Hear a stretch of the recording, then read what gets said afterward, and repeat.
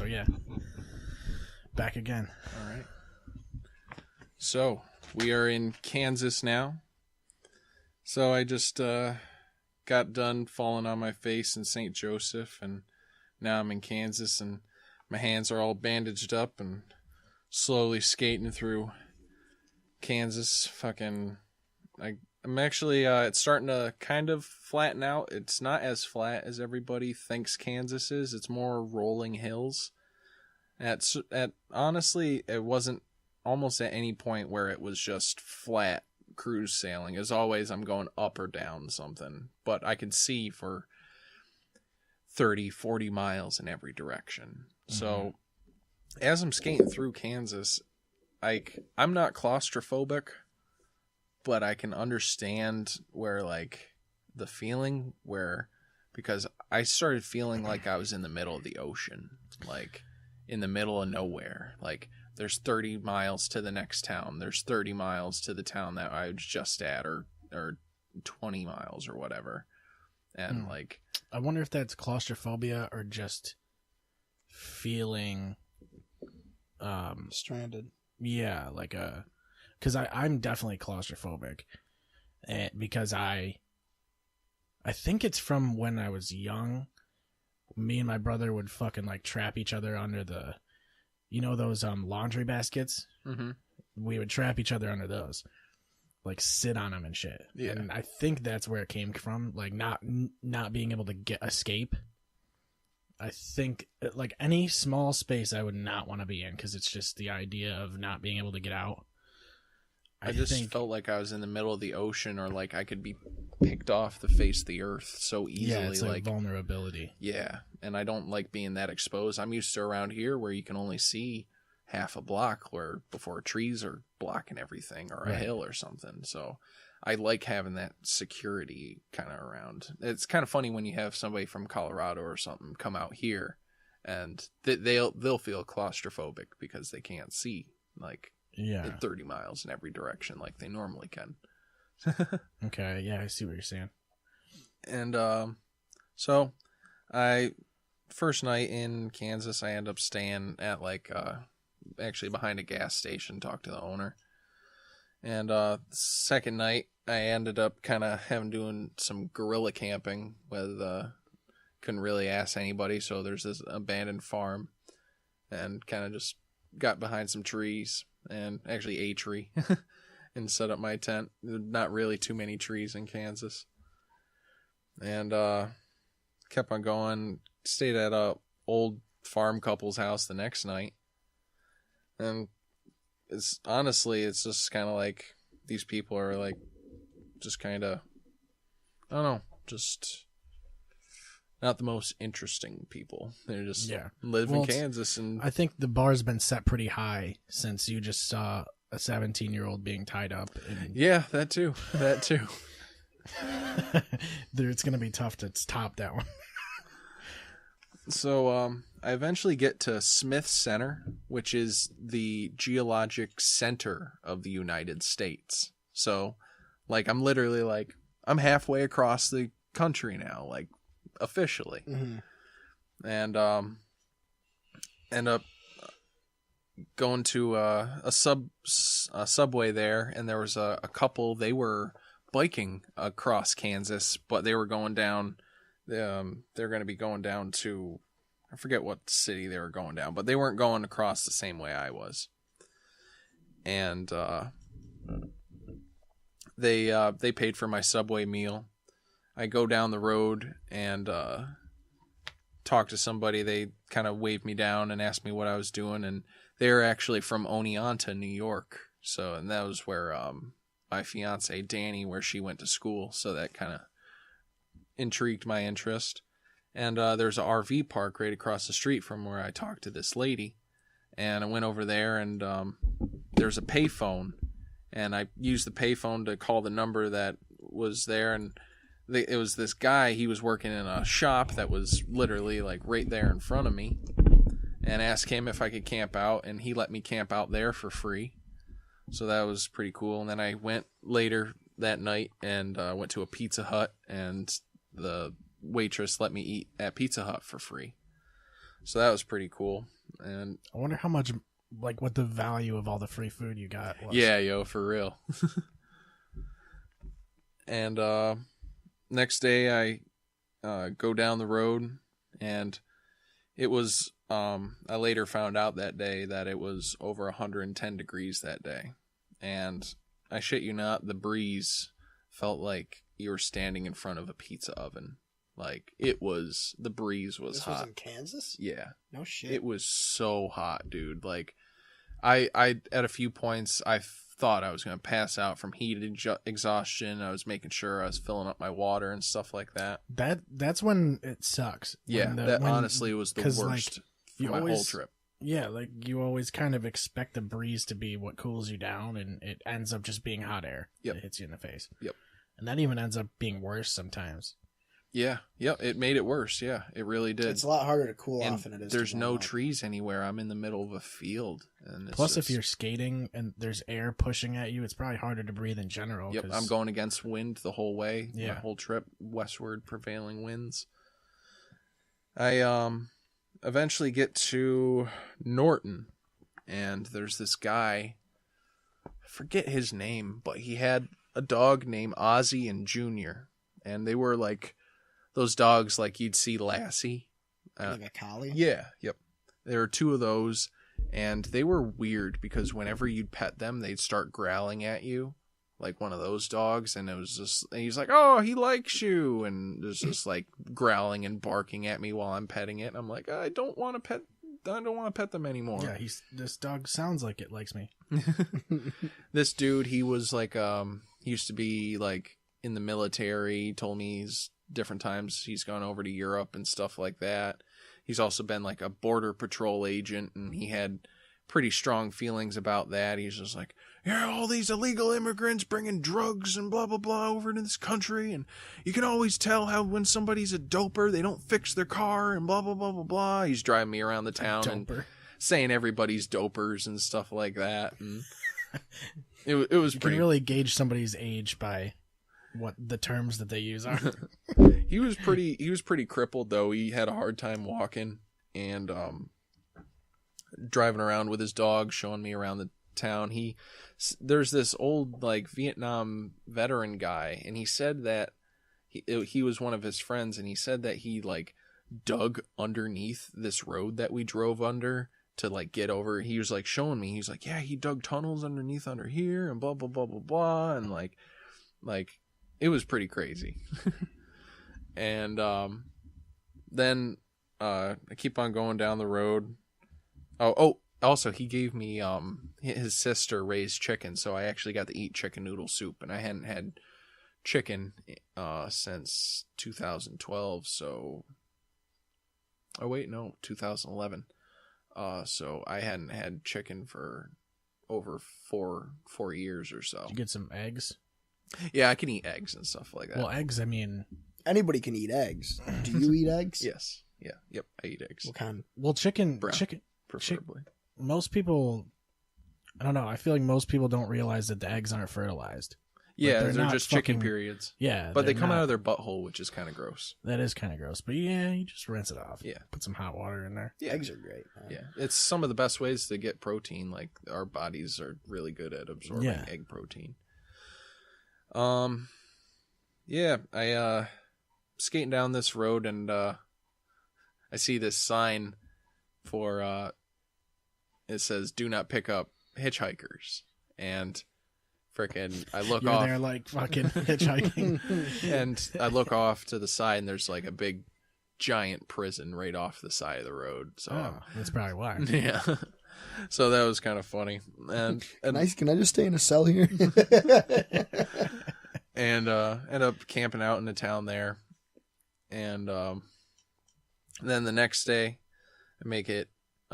It was actually a good sized town. Like they had McDonald's and other, like it was a civilization. And In-N-Out. And I get to this place, McDonald, Kansas. And is there a McDonald's in McDonald, Kansas? No. There is literally like 2 silos and like a portable bathroom, or not a portable bathroom, like a cement bathroom that like is you just pull off to the side, and a couple farms. That's it. It's funny that there's a McDonald's everywhere but McDonald's. Yeah. And yeah, so I ended up staying there. And then finally, after 9 days of hell of Kansas, I finally make it to Colorado. But still, so that was that the longest it took you to get through a specific area? It was over a week right there. It was the worst. It was the worst days of my whole trip by far. Just how hot it was, how grueling it was. It was harder than going up mountains. Meeting honestly. a sex offender. Yeah. I mean, yeah. I'm still rattling my brain about tying up the 17-year-old. Like, I mean, he it's didn't- practicing. Well, yeah, he kind of because he did tie up his wife. It was like that a was rehearsal. his sister, and like it was weird. He showed me pictures of his naked wife too, and it was like, so he was kind of a weirdo. You should have. You should have stayed an extra day or two. They were practicing for a play. I'm okay. She was gotten pregnant. tied up. She was probably pregnant, and You could have doubled down on that. he was telling me that he used to be a stripper in Houston, and that he was telling me that he was bi, and that he was like, yeah, you'd make a lot of money if you were a stripper. And blah, blah, blah. So it was a little awkward, Yeah, but he was trying to tie you up, dude. yeah. I'm surprised you didn't. I'm surprised you didn't get tied up. That's fucking sketchy. Maybe he did, and he's just waiting to tell us about that. Oh, No, or maybe he's still. Did tied you add up. him on Facebook? Yeah, he's a Facebook friend. Sweet. Well, that girl's probably She's a Facebook friend too. the one that was tied up. Yep. Send me those deets, man. I actually shaved her head too. What? Yeah, she was. How many heads have you shaved? Because you definitely. I've seen you do one. Jesse's, yeah. I shaved Dervil's head, Brian Dervil's head. Yeah, Danny's head, my You got fiance. like a pretty good resume here. Yeah, I'm pretty good at shaving heads. Yeah, should go into that business. Go to downtown and show them my resume. I'm good at buzzing. But I get to Colorado, but I still have like a couple hundred miles till I get to Denver, and it's still just as flat and just as shitty as Kansas till I get to, because Denver, you get to Denver, it's flat up until that point, and then that's when the mountains start once you get to Denver. Yeah. So I had another few days going through Colorado, and it was pretty grueling. And made it to Ideally, Ideally, Ideally. and I fill up my backpack with a bunch of food and stuff like that there at like a gas station. It was pretty much a ghost town though. And keep on going and get to last chance before I get to Denver. Literally, like, it's the last town for freaking about 60 miles before I get to Denver.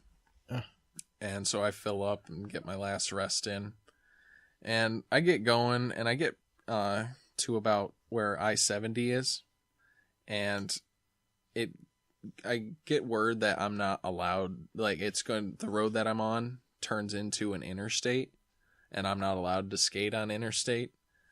So I was just like, fuck, I'm so close to Denver. So I ended up hitting up one of my friends, and they came and picked me up from where I was at, so I didn't have to skate on the interstate.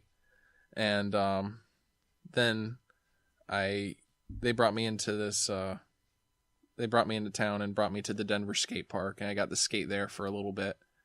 And I met up with Nick Frazier and Alicia, and they met up with me at the skate park, and they're from Oswego, and they were the people that Billy and I met in Colorado on the first trip. That we were like, oh shit, we didn't know you lived here. So I ended up staying with them for a few days, and I at this point, like, I had gone through a good chunk of my savings that I saved up through.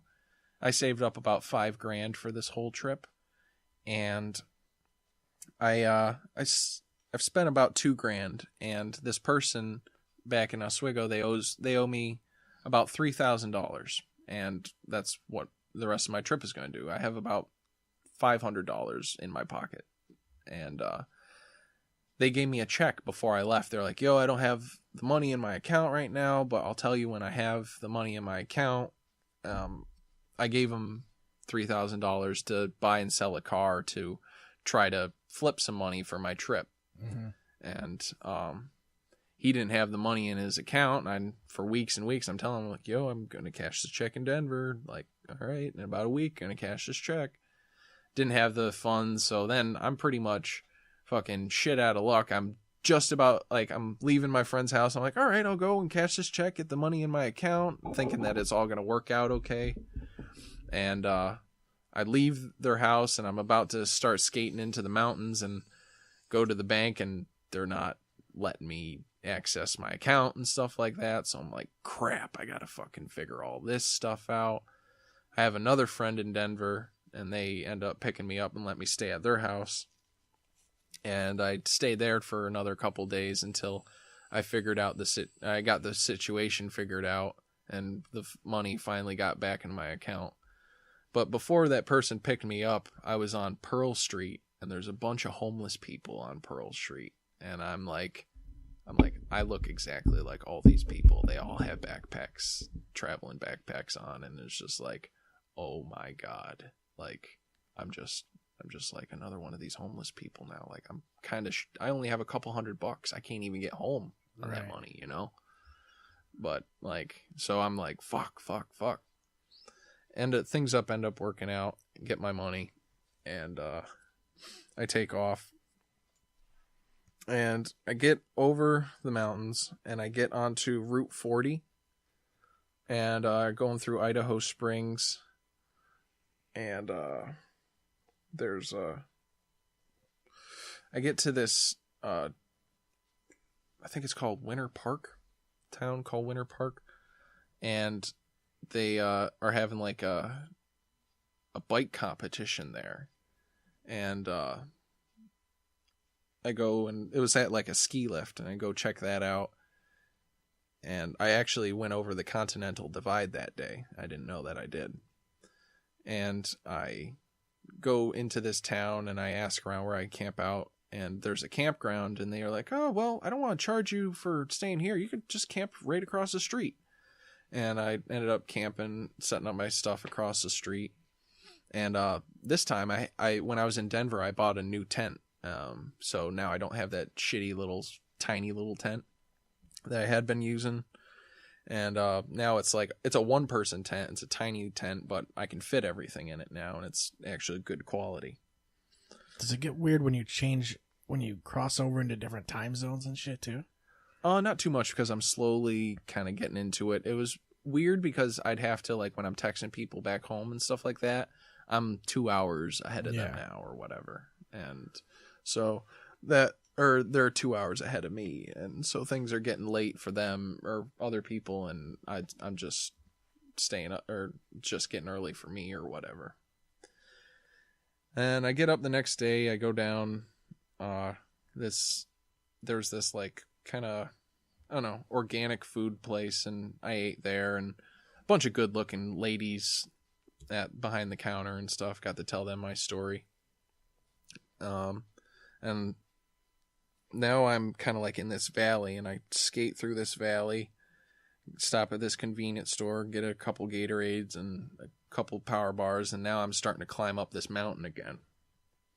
And I start to go up this mountain, and I'm about 10 miles up it, and there's a little like community town of people, and I pull over, and I knock on a door, and this guy comes out, and he gives me some water and stuff like that, and lets me kind of chill out on his property for a bit while I rest. And he had like a pretty hard stutter, and so he was talking with me, and he tells me about this town that is that I'm about to go into, only like about 3 miles away, called Geneva, Colorado.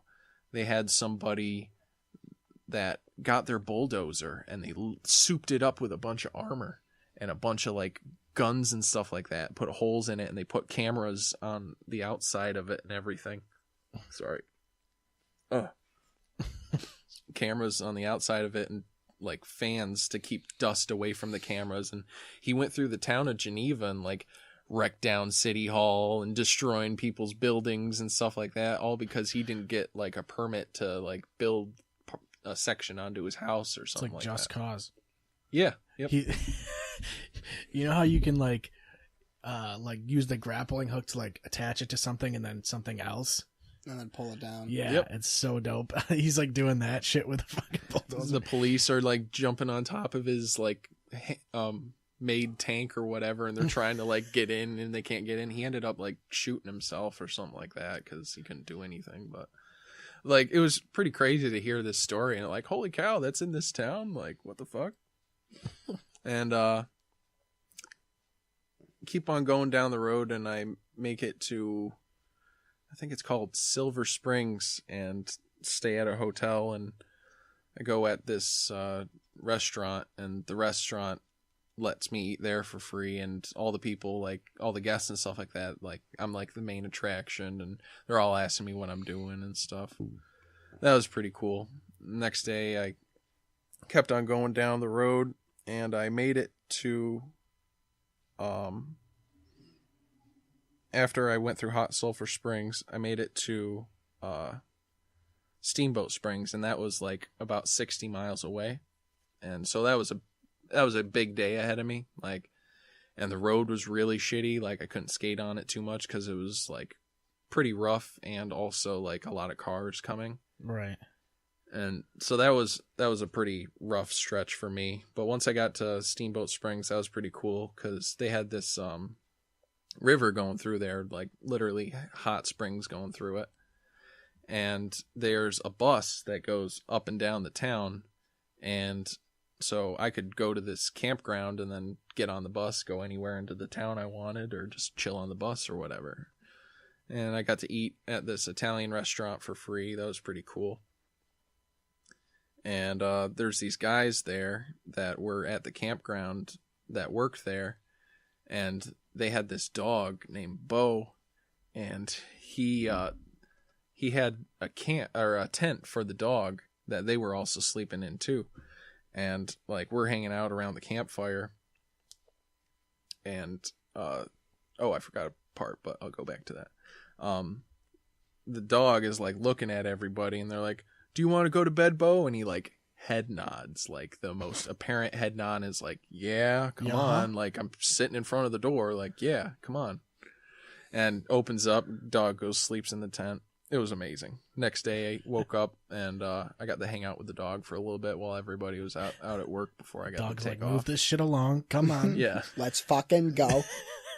And Got all day here. when I set up my camp earlier at that KOA, there's I start hanging out at like the pavilion, and there's this drunk lady, and she started telling me like, "Oh, my husband, he beat me the other day, and blah blah blah blah blah. You see this blood on my pants? Frickin' it was from blah blah blah blah blah when he beat me." And just she's being drunk, and he's been gone for the past couple days, and I don't know where he is. And then, speak of the devil, he shows up, and he's holding a bow and stuff like that, and he's like this big meathead dude, and she's like this older lady missing some teeth, definitely has done plenty of drugs in her day, and he's like younger than her, so it was kind of like weird, like, but they're both probably on meth or whatever. Yeah.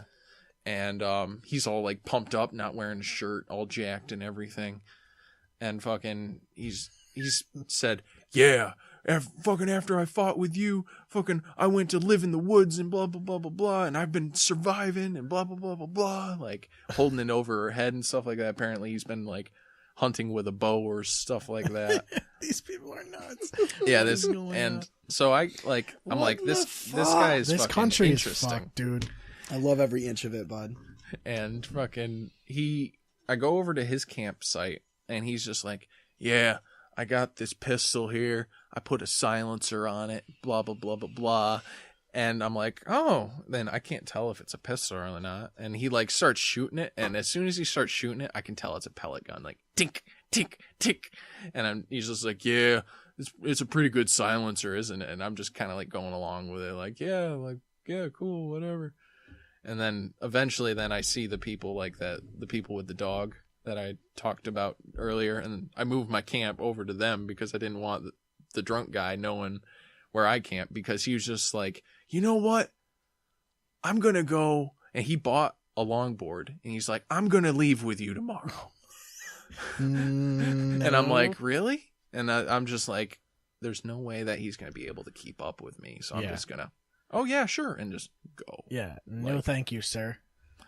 So wait, so he had it was actually a pellet gun that he was using?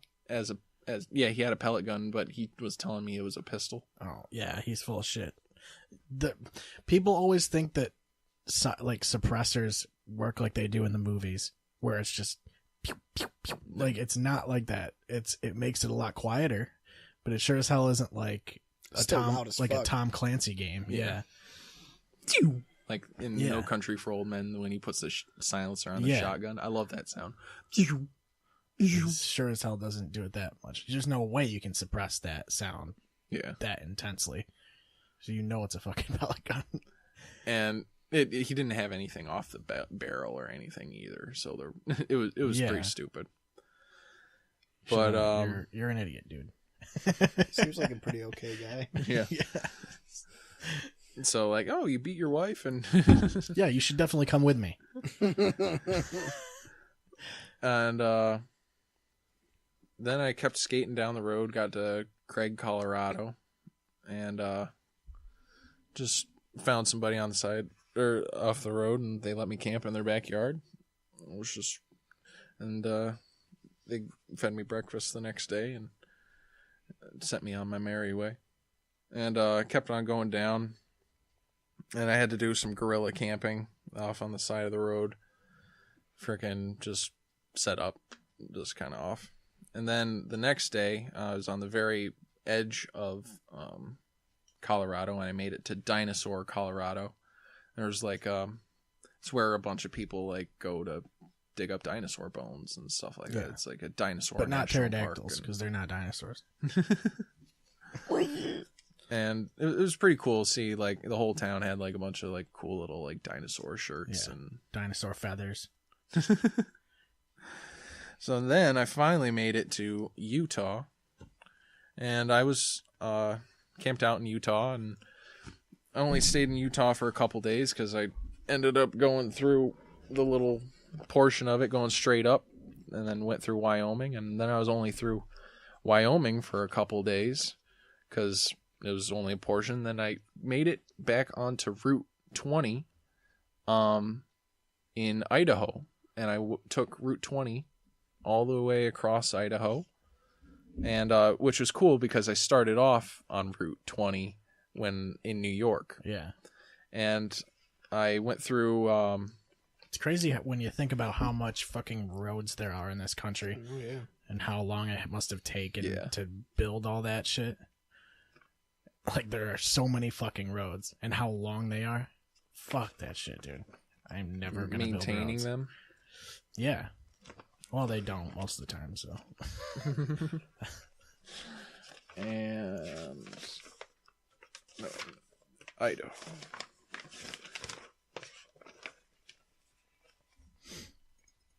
Yep. Yeah, I had to camp off-road a few times when I was going through Idaho, and camped in Craters of the Moon National Park, which is this old lava field that like came up, and it looks like the moon. Like, it's all pumice stone and everything, and it's really cool. It was really windy there. And my original route, I was going to go up, and I was going to start making my way up through Idaho and go up towards Seattle, but at this point I was just so dead that I was just like, yo, fuck that. I'm just going straight across. I'm staying on Route 20. I'm just going to the coast. Towards, I'm not like Portland? Newport, Oregon is, yes, just lower of Portland.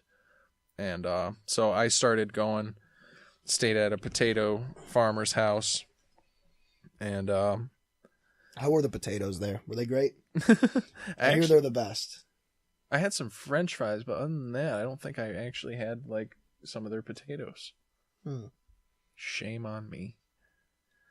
But the only reason that we invited you out of the podcast to talk about skateboarding across America For potatoes. was because I knew eventually you would make it to Idaho, and then you would tell me about how great the potatoes are. Now you're telling me you didn't even fucking have any. You had French fries. Yep. Were the French fries good?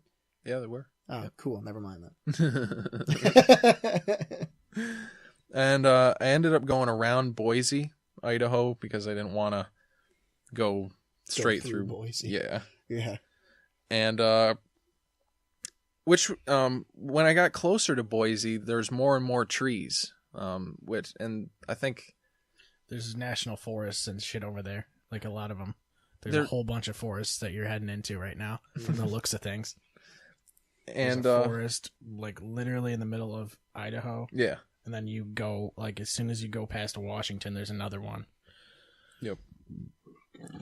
And so it's still kind of pretty dry where I am right now, though. Like, still see very far. Mm. I'm not, like, in Utah, it was more plateaus and stuff like that. In Colorado, it was mostly mountains. More Utah and Wyoming, it was more plateaus and stuff like that. Now it's just kind of getting like the kind of grassy, kind of like, you know, the dead grass, the brownish, starting to get like that. And I get outside of Boise. I talk to these people that are owners of a restaurant that used to be a pit stop garage or whatever, like an old automotive garage. Mm-hmm. And they kept the theme with it. It looked really cool. I ended up sleeping under a bridge, and that was pretty cool. Because I never really slept under a bridge before. And then that's always a positive, I guess. I don't ever want to feel like I did that day. And I was actually extremely close to the border of Oregon, and I didn't even know it. I crossed this river called Snake River, and I'm in Oregon, and I'm like, keep on going, and I'm like looking at the map, and I'm like, yo, what the heck? And I asked this convenience store lady, like, hey, when am I going to be getting into Oregon? And like, oh, you've been in Oregon for about 10 miles or so. And I'm like, whoa, cool. So that kind of threw me off, and I made it to Ventura, Oregon, and just knocked on somebody's door, and they let me stay up in their yard.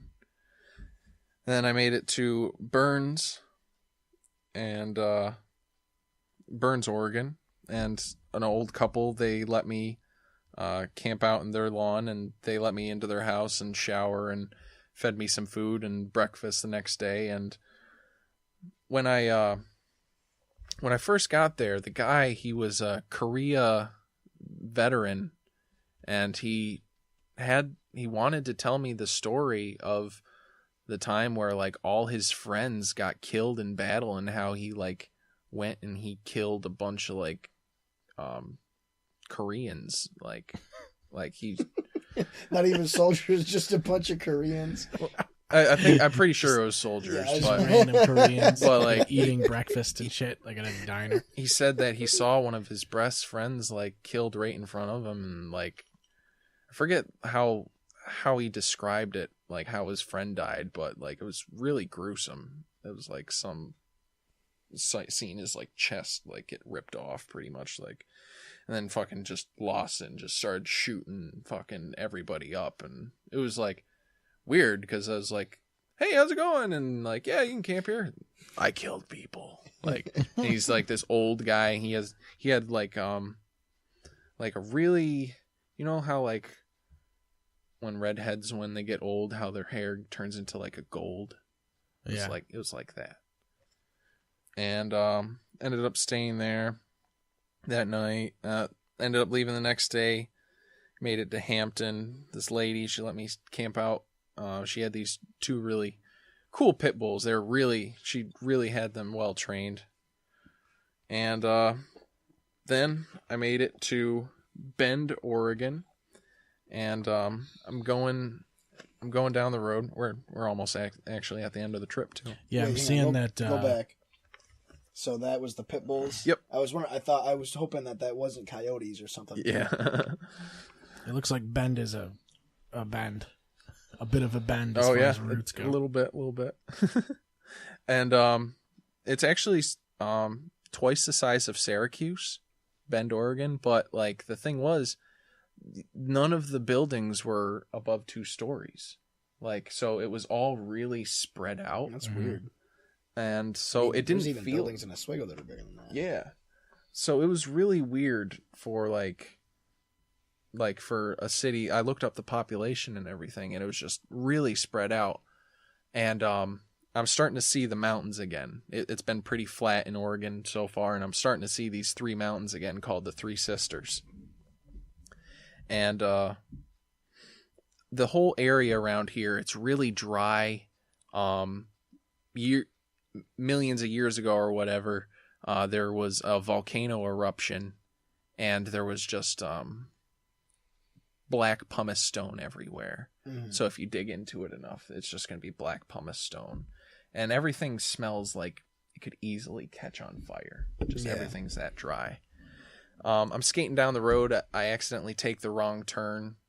I'm just staying on Route 20, and talk to the gas station. They tell me to go back, and as I'm going back, I see these 2 bikers, and they have their saddlebags on their bikes, and I'm like, they look like cross-country travelers, and they're on the opposite side of the road going the same way I am. I'm like, hey, where are you guys from? And they tell me they're from Chicago, and they've been biking across the country for a couple months now. And I'm like, oh shit, I'm from New York. And they get on the same side of the road as me, and they tell me like, oh, we're going over to this guy's house.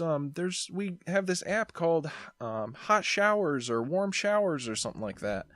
And it's for cross-country bikers where like people log in hot showers. If there's a person on a cross-country bike, they'll let them stay at their house or whatever for the night, take a hot shower, and then keep on going the next day. And they had the guy's number. They called him. They're like, hey, we got an extra guy. We just met up. Could he camp out at your house too? And he's like, yeah, sure. That would have been a nice app to have before you. Yeah. But then you wouldn't have been able to see the girl get tied up, and you probably wouldn't have gotten like the Walmart and yeah, exactly. All that stuff. I would have had everything planned out too much. It's all about the free food. It was. It did. I probably saved a few $1,000 because of all the free food. Yeah. But the guy, he's like, yeah, I'll meet you guys downtown. And the guy whose house we're going to be staying at, he shows up on a elliptigo, which is like an elliptical, but it's a bicycle elliptical. So like, you actually go. I gotta look this up. That sounds fucking awesome. It was, and I got to ride it. It wasn't too hard to ride. It was pretty cool. And I got to stay the night at his house. They brought me to Whole Foods, and they let me paid for my food and everything. Let me fill up my backpack and let me get dinner that night, and fed me breakfast the next day. And it was pretty cool. Then next day we all like left, went separate ways. All the different cross country travelers. Like I was going down a different road than they were, but it was cool. And then I ended up going about 25 miles to Sisters, Oregon, and it was extremely hot. And I was climbing up mountains all that day, going up. Fucking cool.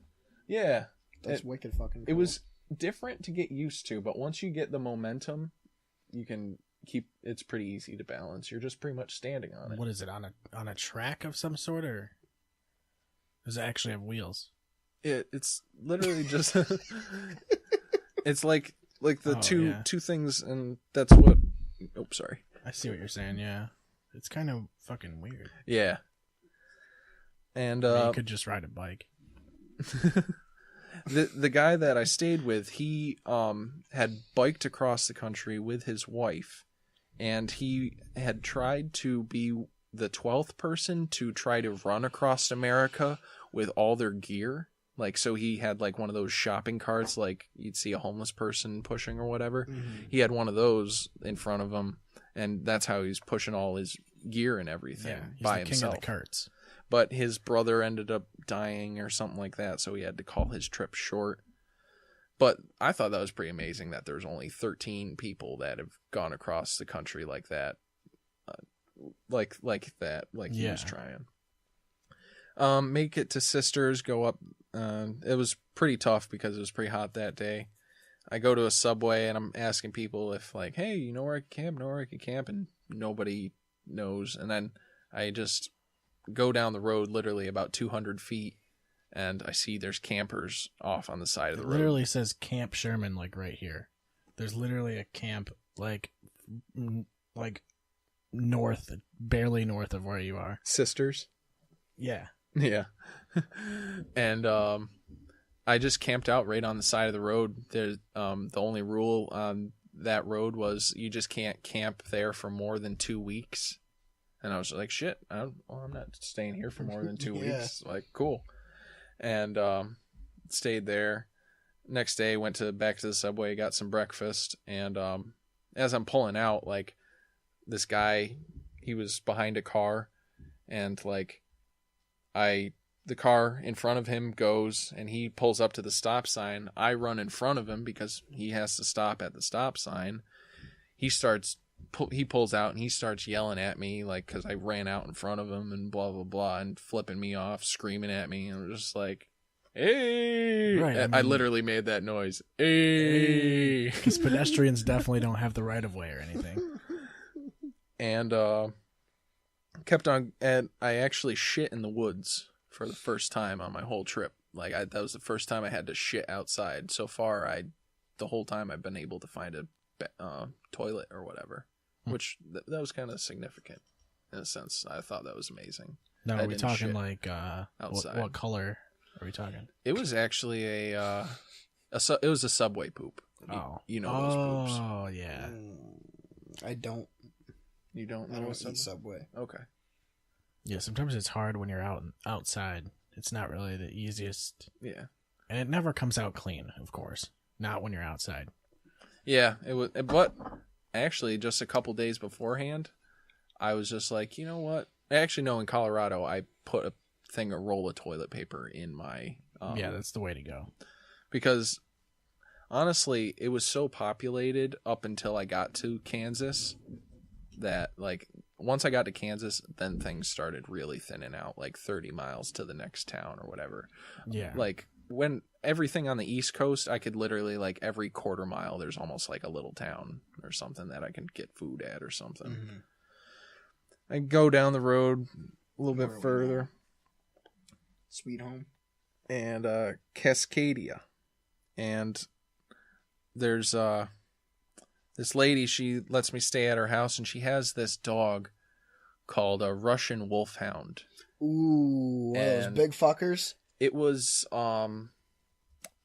it's like a greyhound, except their nose is really long and skinny, and like they're really skinny. And it was like she told me to put my backpack like back on the back porch, and I go to do that, and I open this door, and the dog is right there, and the dog was just like ready to like pounce on me or whatever, like kind of like looking at me like, what the fuck? And she was just like, he was just about to attack you, and like he didn't growl or anything. And she's like, yeah, these types of dogs, they're Russian Wolfhounds, they attack silently, they don't bark, like yeah, they're fucking weird looking. Their bite is pound for pound worse than like a pit bull, but like they don't have the lockjaw. Like literally this nose on this thing was like 14 inches. Like it was so skinny. I've never seen a nose on a dog so long. It's like a beak. Yeah. Beak. And then I end up going down the road and I stay at a Best Western. And before I get to the Best Western, I see this skateboarder outside of a bar, and I go up to him like, "Hey man, like how you doing?" And then the whole bar kind of starts asking me what I'm doing. There's one drunk guy, I think his name was Sam or something like that. He's like, "Oh, you're from New York City?" And I'm like, "No, I'm from about 7 hours or 6 hours away from that." Like the classic. Oh, you're from New York. Oh, you're from New York. You must Brooklyn be from Queens. Manhattan. He ordered me a pizza had it delivered to the bar. So I'm eating pizza in a bar, and he's buying me drinks, and frickin' there's this one lady, she was so moved by what I was doing, she started crying. She must have been drunk, though. So. Yeah, she was absolutely tanked. Doesn't remember any of it. And then the guy who bought me the pizza and stuff like that and been saying I'm from New York City over and over again, even though I'm telling him I'm not. He's just like, here, let me get you a hotel room. Here, drive me to the Best Western. And he's tanked. I've only had like one beer and it's been a few hours. I've been eating pizza, so I'm not drunk at all.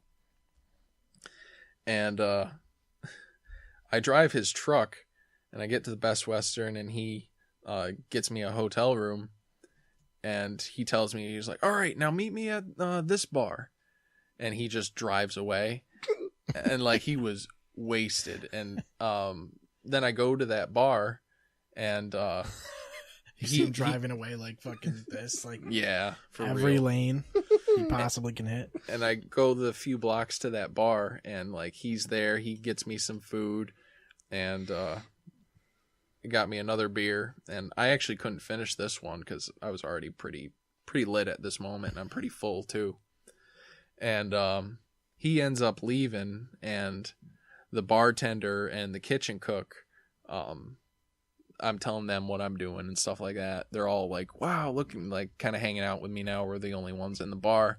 Drunk guy leaves, and they all know him very well, and I'm just like, I didn't know that the only reason why that guy had me drive over here so that I'd be able to drive him through the city so that he could just drive the rest of the way home and not get caught or whatever, you know. So it was a trip.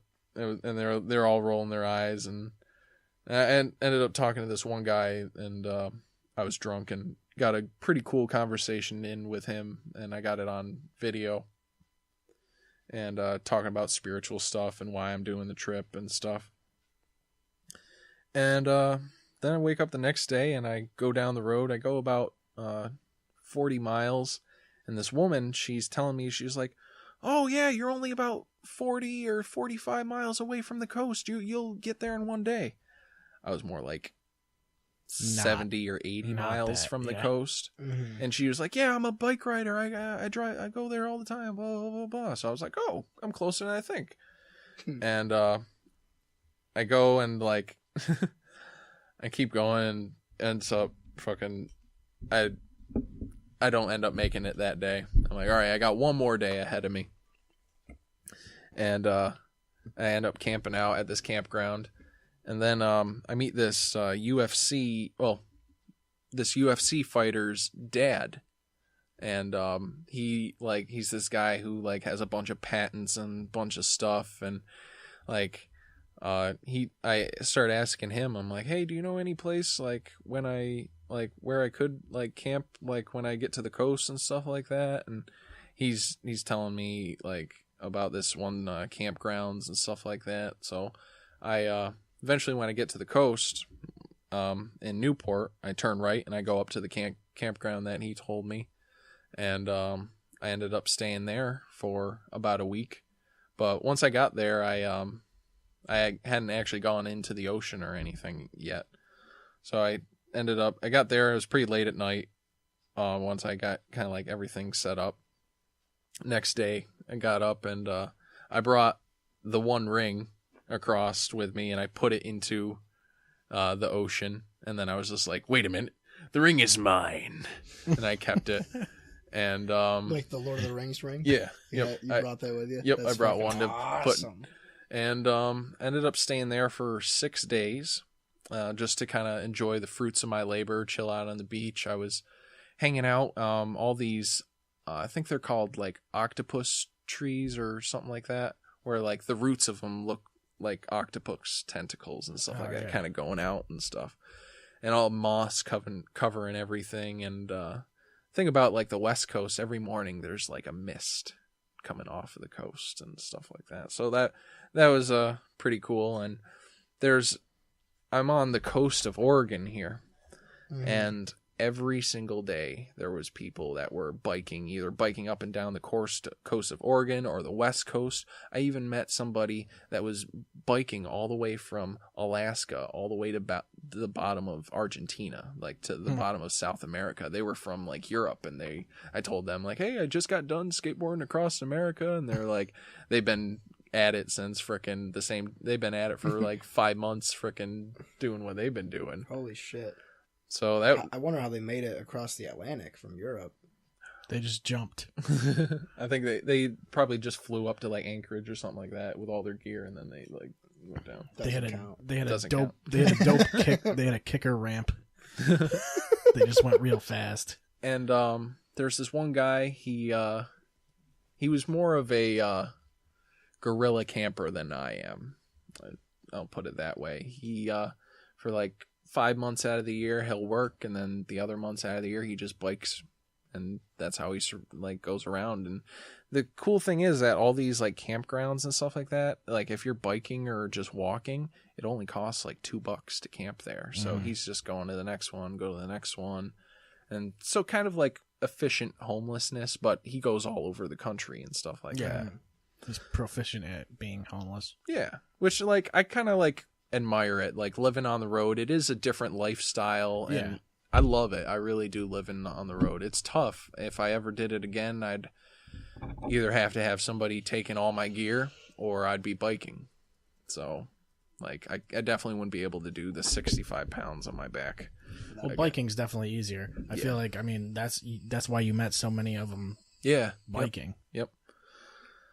And there's this one guy, he was actually just finishing up, like, he was doing like a 500 miler or something like that, and his end goal was the campground that I was at. And he's camping out there, told him, and I was like, all right, yeah, and tomorrow I'm going to be trying to go back to, what was the name of it? Start with it. Yeah, I'm going to be going back to Cascadia, and to get back home, get on a bus. And he's just like, oh shit, I live there. I'm a school teacher there. My wife is coming to pick me up tomorrow. If you can get a ride with me. And I was like, oh yeah, sure. And I was hanging out with him, and he found like these big chunks of metal in the ground, and I helped him dig them out. And we put them onto his car. Once his wife got there, he was gonna like try to do like some metal working, like melt them down and do something with them, but found out that he wasn't really able to do it. It was like the wrong type of metal or something like that. And they let me stay at their house. They had like a cool plum tree in their front yard, so I was just eating plums all day. And I drank sake for the first time there. How'd you like that?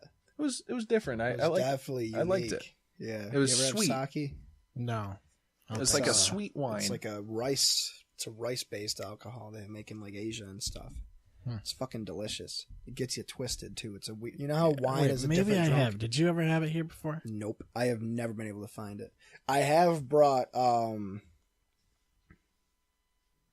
only weird thing I've ever brought over is mead. Yeah. Mm-hmm. But you know how wine is a different drunk. Yeah. Sake is like a really different weird. We should go to get sushi sometime, like up at that Kiyomi place. Or you know, it's funny because Brian wants to do fun. Brian keeps talking about wanting to do a sushi thing too. So Clear Shots Sushi. Clear sushi Shots cast, eats. yeah. But yeah, That'd be fun. I know you don't drink, but you ever have mead? Yeah. Yeah, mead is great. It's my favorite. You can only get it at C's, so I never go because I can never get the motivation to walk all the way fucking over there. 2.5 miles there and then 2.5 back. They got a good selection there. Mm-hmm. So I get on the bus. Oh, actually, wait. The guy who had the plum tree in his front yard, he puts on a kilt and he's like, "Yeah, you interested in coming over and having dinner with some of my friends?" And I'm like, "Yeah, sure." And he was like, "All right." This guy, he was like a Green Beret, and like he don't talk politics with him. He'll go nuts. And I'm like, "Oh, okay." And get to this guy's house, and he has like 2 acres and is like a bunch of different fruits and like an orchard of bunch of different stuff going around picking stuff. And the guy that I was staying with, he had a kilt on, but it was more like a cargo kilt because it had like pockets on it and stuff like that. That's dope. It's like camouflage and shit. He's going like into his pockets and pulling out a pipe, and it looks like, and I'm like, okay, I know it's legal here in Oregon and stuff like that, but it looked like he was loading up some pipe tobacco, but then I was catching a whiff every once in a while of like weed or whatever. And all these people, like the Green Beret and his wife, they're both like medical people, and their house looks all nice and neat and tidy and everything, and we're eating this really awesome meal and stuff. And then like we're all hanging out on the back porch, and then he pulls out a bowl and starts packing it. I was just like, I was wondering like if you guys, and they're like, yep, it's legal here, and they're like they're packing it up, and they're people that you would not expect at all to like be the people that smoke and stuff. Yeah. And it was pretty cool. And the guy, he I'm telling him like, yeah, I mostly smoke oil or whatever. And he's just like, oh, I can get you some honey oil. And I'm like, oh, cool. And he gives me like, before I leave, he gives me this thing of honeycomb, like legit the honeycomb, and there's honey in it and wrapped in a bag and in a Tupperware thing. And he's just like, it's really potent stuff. And I'm looking at it and it just looks like normal honeycomb. And I'm like, okay, I was talking about hash oil, but okay, cool. He gave me some honey. Cool. And he's his own beekeeper. And I take the bus back. There was and so the whole time I'm thinking like, okay, did he like put some hash oil in the honey to like hide it like from the smell or something like that, or what? And when I'm going through Utah on the bus, there was like a DEA dog, and it was smelling me and stuff like that, and I was just like, oh, puppy, and like just on to the next bag and stuff like that. So like I was lucky. But did it end up being like super potent hash oil? It was actually, I didn't eat any of it until I got back into New York, and it was weed infused honey. And I put it on toast, and it was potent. Like just on one slice of bread, I was like nuts. I was passed out for the day. That is fucking crazy. It was, you know, when you have a weed edible and it almost tastes too much like weed. Mm-hmm. It was that. It was like, woo, this is. Woo! Yeah. Holy fuck. It was great. So that bus took you all the way back? Yeah, I didn't sleep. It took me 4 days. I can't sleep on a bus. It's a long ride. And freaking, was it like nonstop? I went up to Portland. I then was there for a couple hours. I got to go into downtown Portland. Stopped at a pizza joint, had a few beers and had some pizza, and went back, waiting in the terminal. And it's like 3 a.m, and my bus is like leaving at like 6 a.m.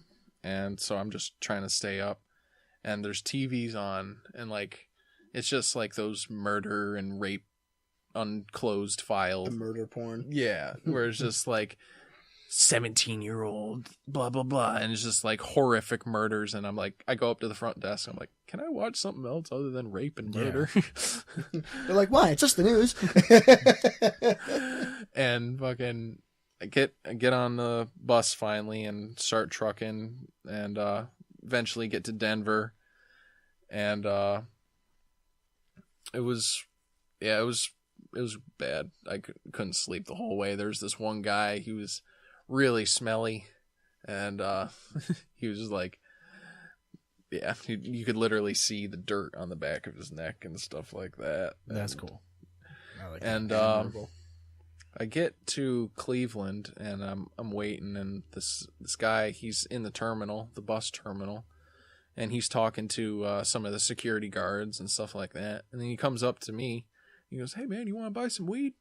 And I'm like, "Oh damn! Like, I'll give you like $10 if you like smoke me up on a blunt or whatever." And he's just like, "Oh no, I'm looking to sell some, blah blah blah blah." And I was just like, "Well, could I give you like some money and you'll just roll it up in a blunt for me, and I'll smoke you up and I'll pay for it?" And he's just like, "Yeah, like how much money you got?" And I was just like, "Well, I only got my debit card, So I'd have to go and Do you get. take debit cards? Because he's got like a fucking One of those swiper. the square swipes. And he's just like, oh, fuck, and kind of like disappointed, which was kind of a red flag for me.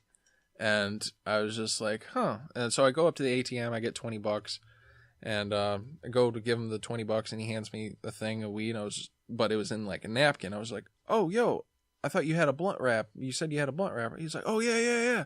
I was like, yeah, let me just go twist this up. And like I'm waiting out front of the bus station and stuff like that. See him walk around the corner and stuff like that. And then I see him walk with like a group of people out around the corner.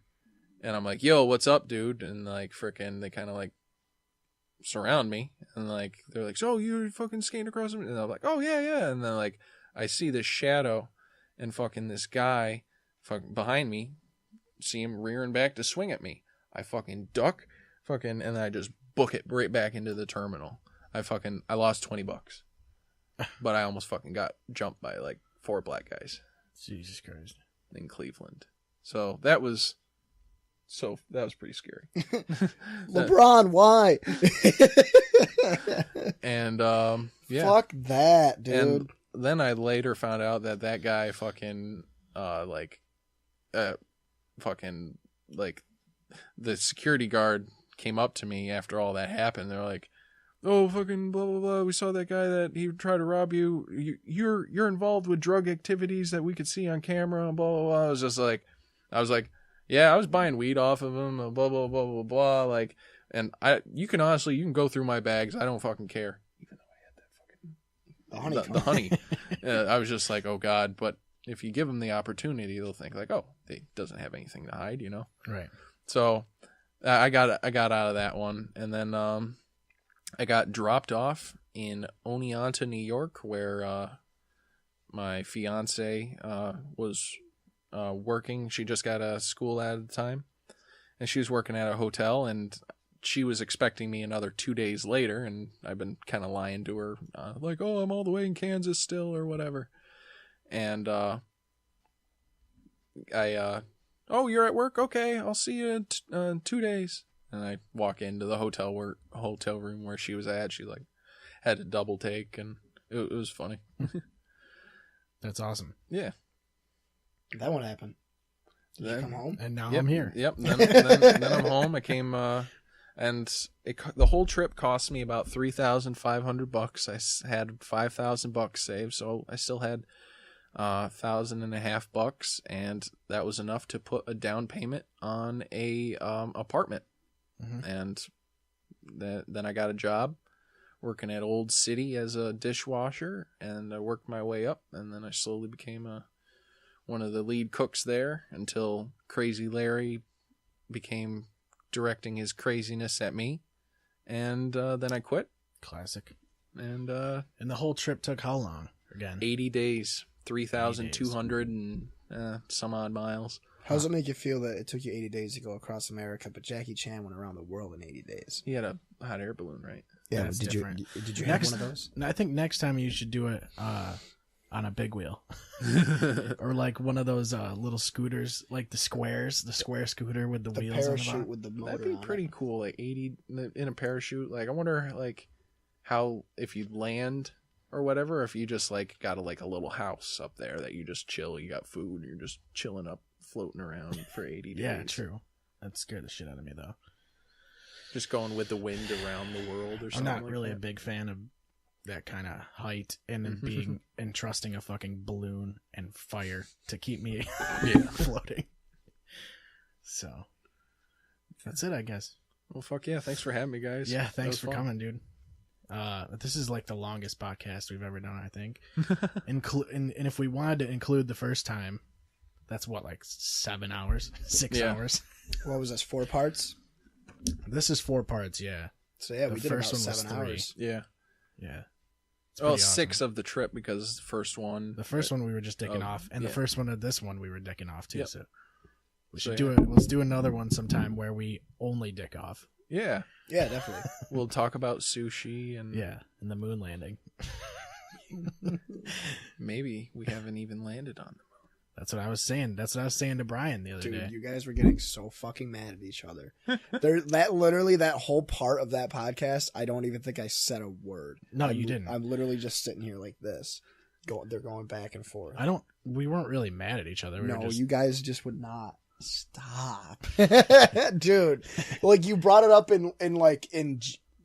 you were just like, oh yeah, I was looking up about the moon landing. Yeah. It's really interesting. And then it was just like, bing! Yeah. Well, like I said, I don't know. It's very possible that we might have gone, but just had to fake some of the footage. That's all. Some of it looks weird. I don't even think the moon's there. I don't think the moon is there, but it could be a hologram. Yeah, I think it is a hologram. I think, didn't they do a Michael Jackson hologram or something? If they can do that, they can do the moon. There's this one theory that we are actually in a hologram inside the sun.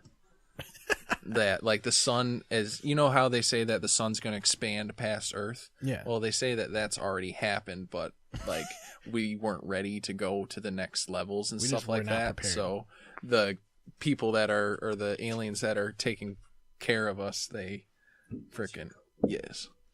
They put a hologram around us so that we can eventually learn what we need to learn or whatever. That was nice of them then. Yeah. Thanks, aliens. All right, we'll see you next time, guys. Clear Shots Podcast is available on any of your favorite podcasting websites or applications. You can check us out at clearshotspodcast.com to hear any of the episodes. Also, follow us on Facebook. I think it's facebook.com/clearshotspodcast to get there. And you can also check us out on Twitter at clearshotspod. Thank you for listening, and we will see you next time.